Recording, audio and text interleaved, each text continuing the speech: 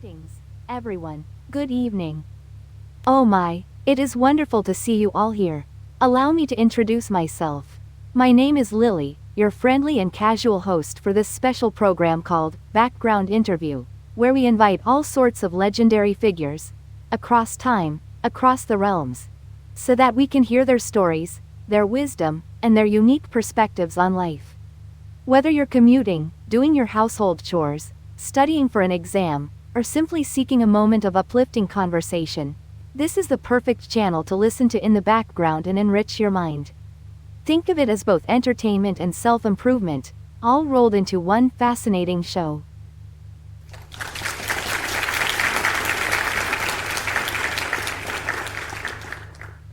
You know, just the other day, I was trying to figure out how to keep my houseplants alive, because apparently I have this uncanny ability to overwater everything I touch. I told a friend, well, maybe I should teach these plants to swim. Actually, the punchline I came up with was, if they can't handle a little snorkeling, they can't handle my horticultural skills.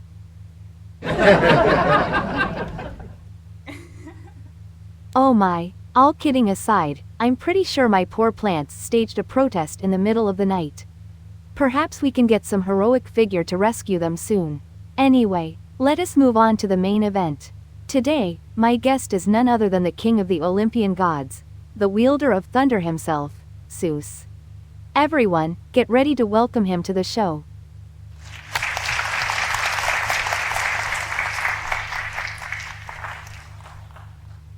Greetings to you all, good evening. I suppose, it's an honor to arrive in such a lively atmosphere. Thank you for inviting me, Lily.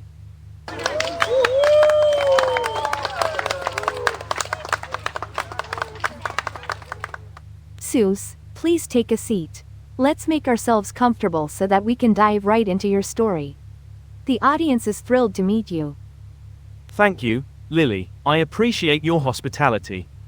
Now then, would you mind formally introducing yourself to our lovely audience?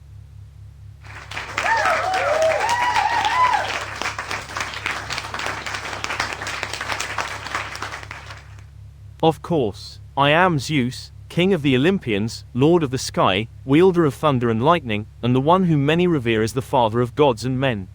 Over countless centuries, stories about my rulership, my interventions in mortal affairs, and my dramatic adventures have circulated throughout the world. Yet in each of those tales, you can find a slice of truth about my nature. I have come today to share some of those truths, and indeed, I have quite a few to tell. Well, that's wonderful. Oh my, I can't wait to hear them. Before we begin, I must ask you something I've always wondered. Do you ever get tired of tossing bolts of lightning all day?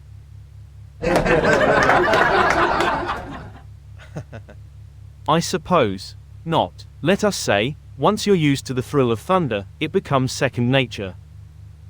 Goodness. Everyone, if I ever happen to misplace my phone again, I'll just ask Zeus to light up the sky so I can find it. All right, let's dive into the main part of our talk show. This is where we get deep and explore the wonders of Greek mythology from your perspective, Zeus. To begin, would you introduce yourself in that grandiose, Olympian sense? Tell us about your role as the king of Olympus, your earliest memories, and how you came into power. Certainly, let's start with a bit of background. I was born to the Titan Cronos and the Titaness Rhea, in an era known as the Age of the Titans. Cronos, fearing a prophecy that one of his offspring would overthrow him, swallowed each of my siblings at birth, Hestia, Demeter, Hera, Hades, and Poseidon. My mother Rhea, desperate to save me, hid me away and gave Cronos a stone wrapped in cloth to swallow instead. Thanks to her cleverness, I survived. That is quite the dramatic entrance into the world, isn't it? Indeed, it was. Once I reached maturity, I forced Cronos to disgorge my siblings. Then, with their help, I led a revolt against my father, which escalated into the great war known as the Titanomachy, pitting the younger Olympian gods against the elder Titans. Eventually, we were victorious, and thus began the reign of the Olympians. I seized the heavens for my domain, Poseidon took the seas, and Hades presided over the underworld. The rest of my siblings joined me atop Mount Olympus, forming the pantheon known as the 12 Olympians. And that's how you became the father of gods and men, so to speak. Yes. However, it is important to remember that while I am often called father of gods and men, I do not father every single deity or mortal. The phrase signifies my leadership over Olympian affairs and my sovereignty in mortal matters. Now let's talk about the roles of your fellow Olympians. Could you outline who the 12 Olympians are, and what function each one serves in this grand cosmic order? Of course. The canon of 12 can shift slightly depending on which era or region's story is told, but generally, we have me, Zeus, as king of the gods, the sky, and thunder. Hera, my wife, presiding over marriage, women, and familial unity. Poseidon, lord of the seas and earthquakes. Demeter, goddess of the harvest and agriculture. Hestia, goddess of the hearth and domesticity, though sometimes replaced among the 12 by Dionysus, god of wine, ecstasy, and festivity. Apollo, god of the sun, music, prophecy, and more. Artemis, goddess of the hunt, chastity, and the moon. Ares, god of war. Athena, goddess of wisdom, strategy, and crafts. Aphrodite, goddess of love and beauty. Hephaestus, god of the forge, fire, and craftsmanship. Hermes, messenger of the gods, associated with travelers, commerce, and thieves. Truly a big family, and a complicated one at that. Now, from these gods, it seems that nearly every domain of human experience is covered. But let's talk about the relationship between humans and gods. Why did the gods create humans in the first place, and how do you personally view them? In many accounts, it is said Prometheus, that wily titan, shaped humanity from clay. The motives vary by myth. Some say that the gods desired mortal worshippers who would offer tribute at altars, thus maintaining a cosmic balance of reverence and exchange. Others suggest that we wish to imbue a new race with potential and watch them flourish, or struggle, or simply to see new creations under our dominion. My personal view, humans embody both fragility and surprising resilience. They can be misguided, but also profoundly noble. They amuse us, and yet they can elicit respect. Now that's an interesting perspective. You see humans as a creation that can be simultaneously flawed and noble, entertaining and respectable. Precisely. They often reflect the traits of the gods: ambition, love, jealousy, generosity, perseverance, yet they lack immortality, so they must accomplish everything within a shorter lifespan. In a sense, that makes their striving more poignant. Fascinating. And speaking of thunder and lightning, your personal symbols. Could you expand on why your lightning bolt is so significant? My thunderbolt is both a symbol of authority and a manifestation of my power. After the victory over the Titans, I received thunder and lightning from the Cyclopes, who aided me in the battle. They forged it as a weapon that could smite from a distance and proclaim authority across sky and earth. When I hurl the thunderbolt, it is more than just a destructive force. It is an embodiment of cosmic order, an immediate statement that I, Zeus, stand at the apex of divine rule. That certainly makes sense. Now, on a more personal note, could we talk about your marriage to Hera and, well, your numerous love affairs? I understand this is a sensitive topic, but from an outsider's point of view, you've had quite a few extramarital relationships. How does that factor into your mythology? I suppose, it's an aspect that is well known. In many myths, I have taken mortal and immortal lovers beyond Hera, Europa, Leda, Semele, Alcmene, and others. It can appear scandalous, and often it led to friction between Hera and me. She is fierce in her jealousy. From the ancient perspective, these stories highlight the dynamic nature of the gods. We are not purely moral exemplars. We embody cosmic forces, including unbridled passion. Further, many of these liaisons resulted in the birth of demigods, who themselves shaped hero myths, forging ties between gods and humanity. So you see that aspect of your mythology as a way to connect gods and mortals through the birth of heroes? Exactly. In some narratives, there is also the notion that by uniting with mortal women, I would bring forth powerful offspring whose deeds serve the greater cosmic story. It is a complicated moral terrain, to be sure, and there are many who question my fidelity.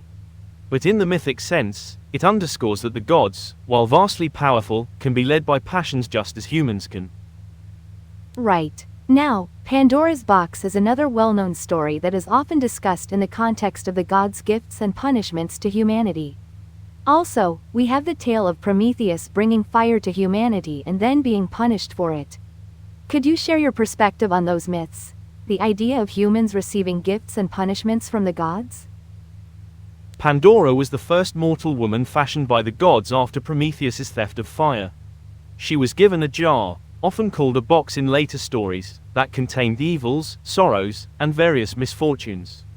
When she opened it out of curiosity, all those troubles fled into the world. The only thing that remained inside was hope. From my vantage point, the story is a reflection of the duality of existence. With knowledge or gifts comes responsibility and potential misfortune. Prometheus's punishment, being chained to a rock, his liver perpetually devoured by an eagle, was intended as a deterrent to remind mortals and immortals alike that some boundaries should not be overstepped.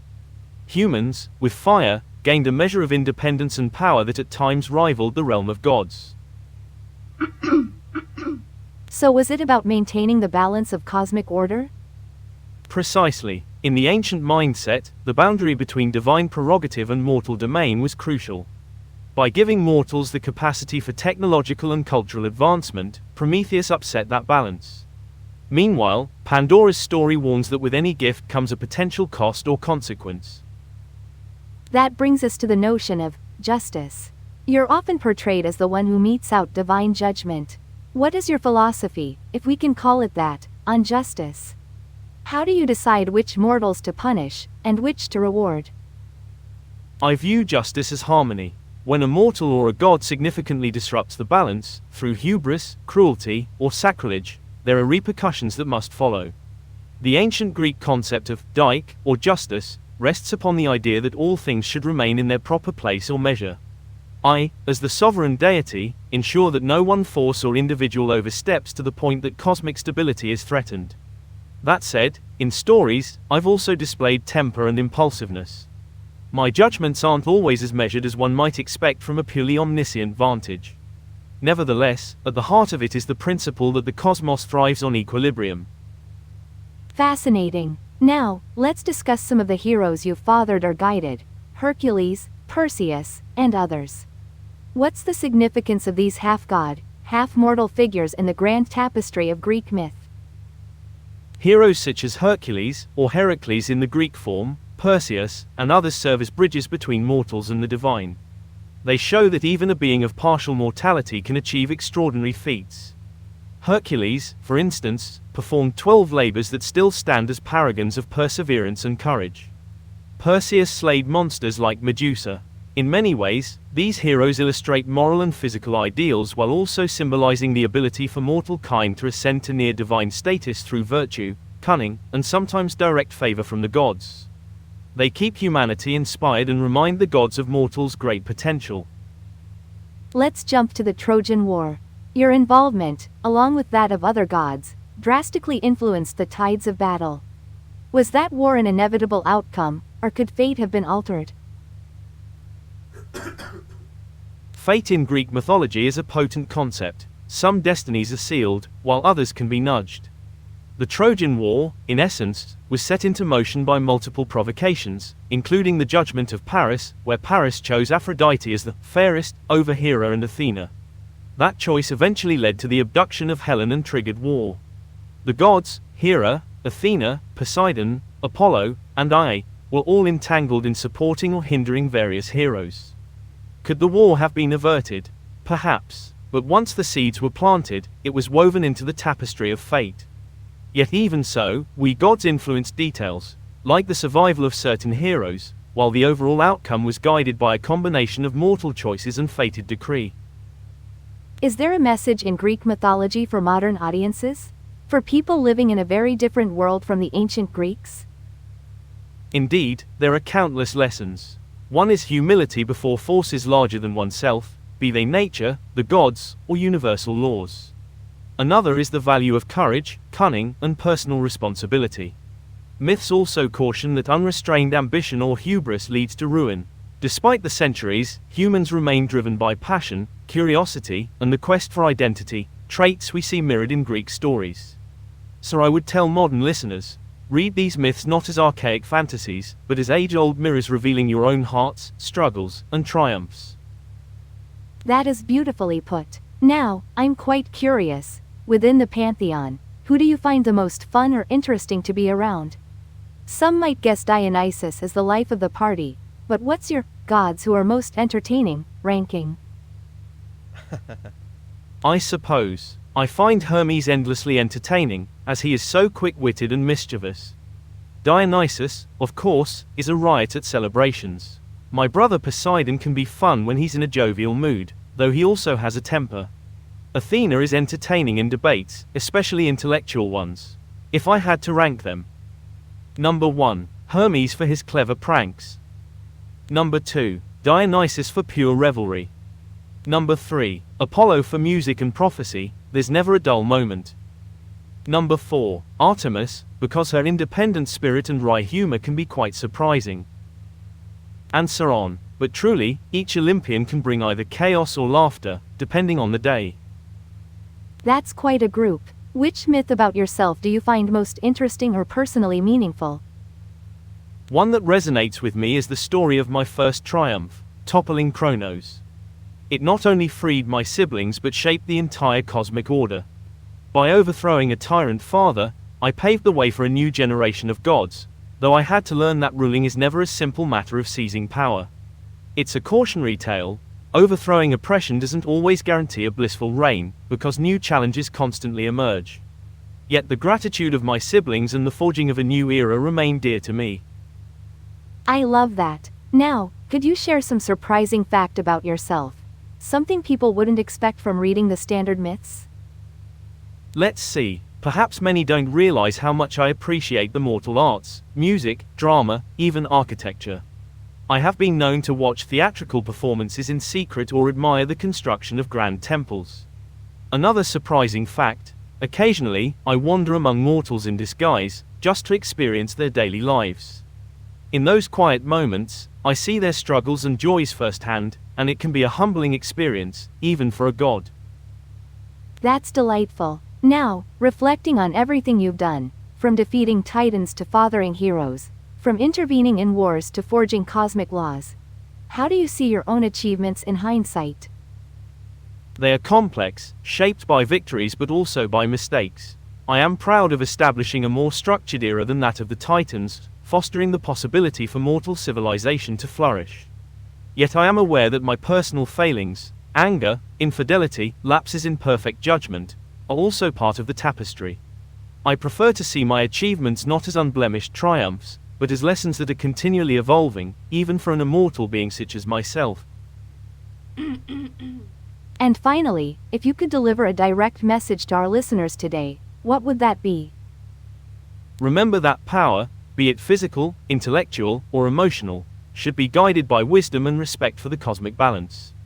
Adversities will come, just as they came to mortals in every age, but perseverance and thoughtful action can see you through. Never forget that the fire within you can illuminate your path or burn your foundations.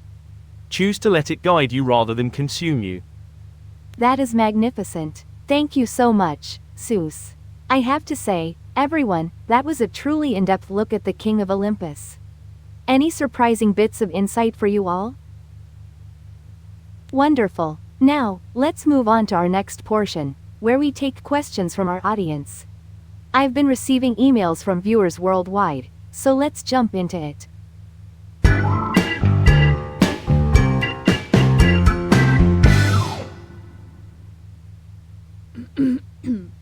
Our first message is from Miranda in New York. She says, Zeus, if you could pick one domain other than the sky, which would you have liked to rule over? That's quite interesting. If I had to pick another domain, perhaps I'd choose the arts. I have always admired creativity in mortals. To govern the muses or to inspire great works might be enthralling. Then again, Apollo would probably have some thoughts about that. Indeed, watch out for sibling rivalry. I appreciate that perspective, though. Let's see our next question. This comes from John in London, who is seeking a bit of life advice. He writes, I often feel that I'm overshadowed by my siblings in my family. What advice would you give someone who wants to find the courage to stand out? Finding your own place can be challenging. I'd say, identify your unique strengths. Even among gods, each sibling had a different domain. Poseidon commanded the ocean's fury, Hades ruled the unseen realms, and I governed the skies. Rather than competing in the same arena, focus on excelling at what you do best, for that is where you'll shine. A healthy measure of confidence doesn't hurt, either. Great advice. Thank you, Zeus. Let's look at the third question. This one is from Sophia in Athens. She asks, sometimes I feel there's a plan for me, but I don't know if it's fate or my own choices. How do I know if I can change my future? That is a deep question. I would say that some aspects of life may be predetermined, like constraints of time and place, yet within them lies a broad space for personal decision. If you seize opportunities as they appear, you can shift how your life unfolds. Even gods with the power to foresee glimpses of destiny have seen mortals outmaneuver what once seemed certain. So, trust that your choices matter. Perfect. I hope our viewers find these answers helpful. Now, is there anyone in our live audience who has a question?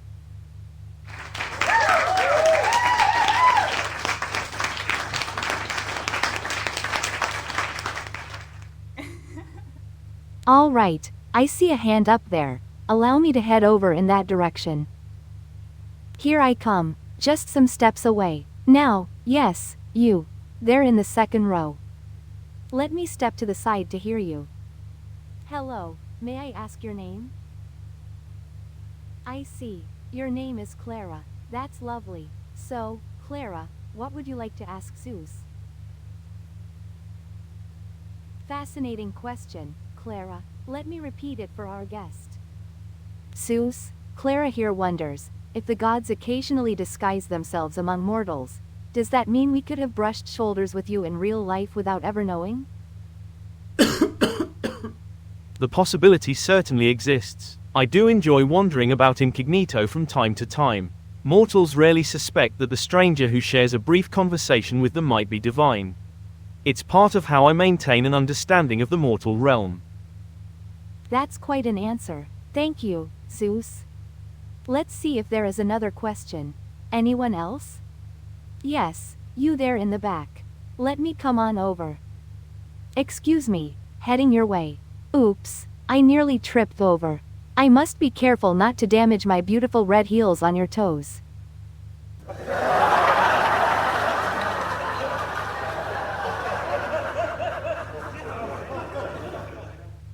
And here I am. Hello, may I ask your name? I see, your name is Roberto. So, Roberto, please share your question. Interesting, indeed. Now, let me relay it to Zeus. Zeus, Roberto asks, is there any truth to the idea that you might retire someday and pass the throne of Olympus on to another deity? I suppose. I'm not planning on retiring anytime soon. Immortality has its advantages. I also doubt the cosmic order would benefit from a sudden abdication. Overthrowing Cronos was a necessity, but passing the scepter from one generation to another doesn't appear imminent, unless fate compels it. Thank you for clearing that up. All right, let's have one final question. Is there anyone else? Yes, you over there. Let me make my way across again. Oh, mind your toes again. I'm worried more about my beautiful, very beautiful red heels.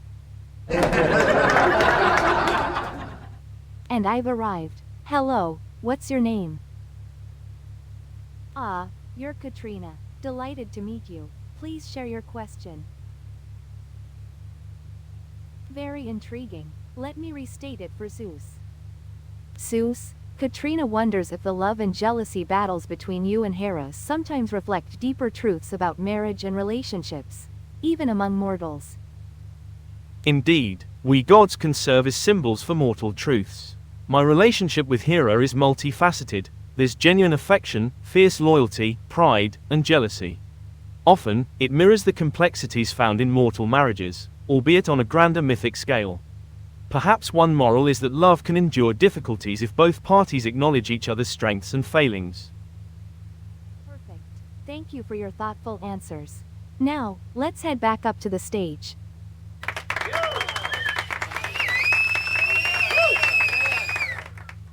It has been quite a lively conversation so far, Lily.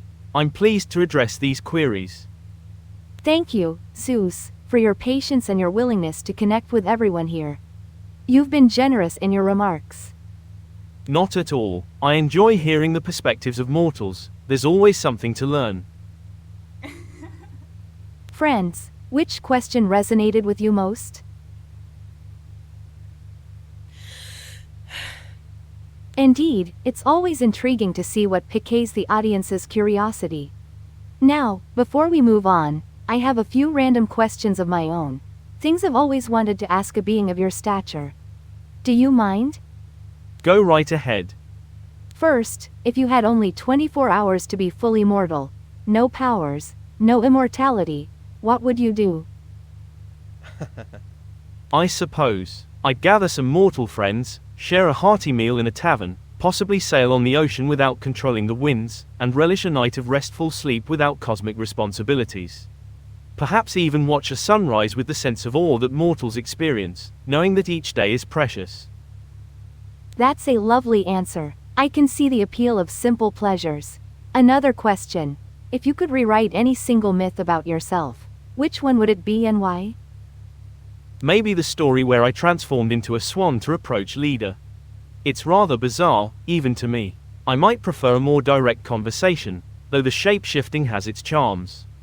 But that entire sequence might be told differently if I had the power to rewrite it. I appreciate your honesty. Now, I propose a quick quiz to lighten the mood. Something fun for the audience. A quiz, you say? I'm game.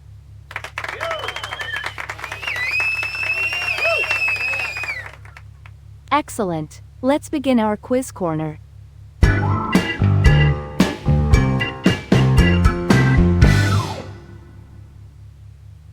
All right, folks. We're going to test your knowledge of Zeus with a couple of surprising tidbits. I'll pose a question, and you, the audience, must decide between two options. If you think it's option A, show me your rock fist. If you think it's option B, show me your open palm. Ready? First question. According to one lesser-known myth, which unusual item did Zeus once transform into as part of a plan? Option A glittering sapphire belt. Option B, a speckled eagle feather. I see a good mix of fists and open palms here in the crowd. It seems more people are leaning toward the eagle feather, though we've got a decent number convinced it's the sapphire belt. Zeus, what's the correct answer? The correct answer is actually the glittering sapphire belt. I used that ruse in a very obscure local myth to dazzle a mortal princess. Wow, so the majority guessed incorrectly. That's a pretty unusual transformation. Indeed, even for me, shape-shifting can be an art. Let's do one more quiz question. Which of these comedic incidents is mentioned in a side story about Zeus? Option A, that you once tried to juggle thunderbolts to impress a feast of gods.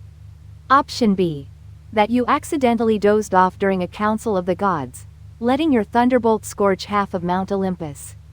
Once again, if you think it's option A, show me your rock fist. Show me your open palm for option B. Looking at the crowd, it appears slightly more are indicating the thunderbolt juggling scenario. A good portion, however, thinks you might have dozed off. Which is true, Zeus?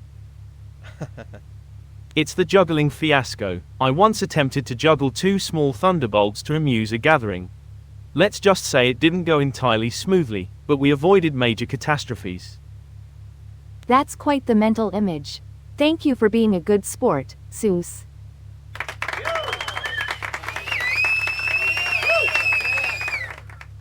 All right, we've covered a vast territory of myths and insights tonight. As we move toward wrapping this up, let's reflect.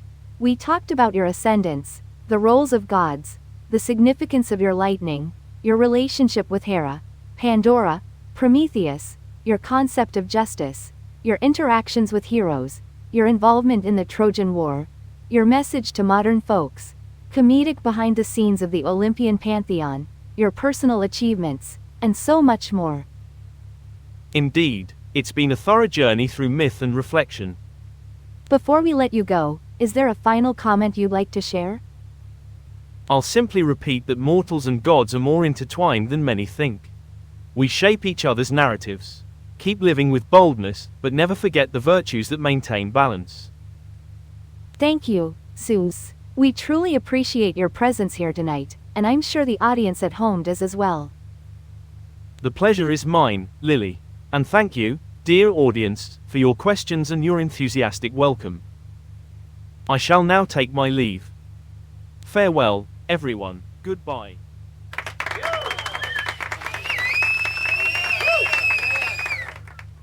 And there he goes, folks. Thank you so much for tuning in. Thank you to everyone in our live audience, and also those listening while doing housework or commuting or simply taking a break from the bustle of life.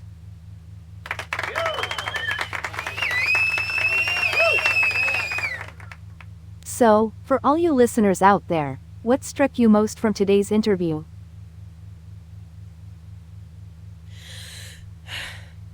Right. We're moving now into our famous quote of the day corner.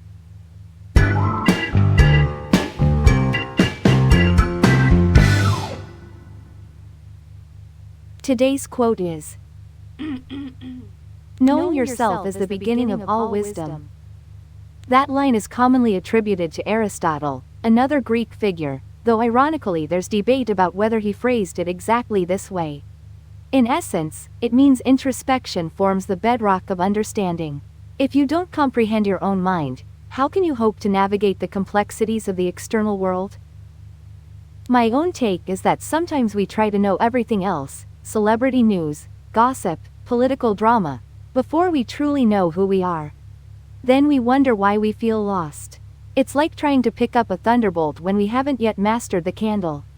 Now, that might sound silly, but hey, it's my 2 drachmas on the matter.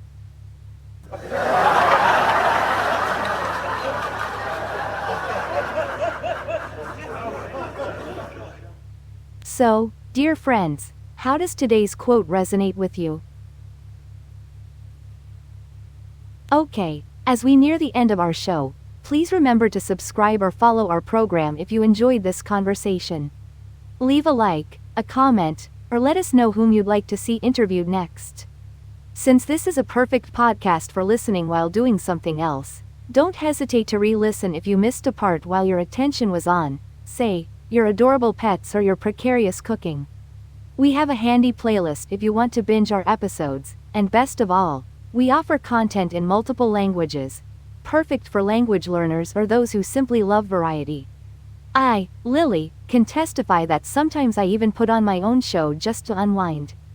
It's like hearing a group of friends chatting. Of course, my friends sometimes happen to be gods of Olympus, but that's neither here nor there.